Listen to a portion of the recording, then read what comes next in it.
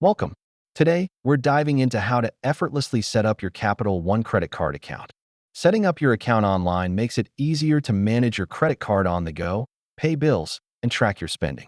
Before we start, make sure you have your personal information handy. This includes your social security number, address, and email. Let's navigate to the Capital One website. Open your browser and type in www.capitalone.com. On the homepage, look for the Sign Up or Get Started button. Click it to begin the account setup process. Fill out your personal details for account verification. Make sure everything is accurate. Now, create a secure username and a strong password that you can remember.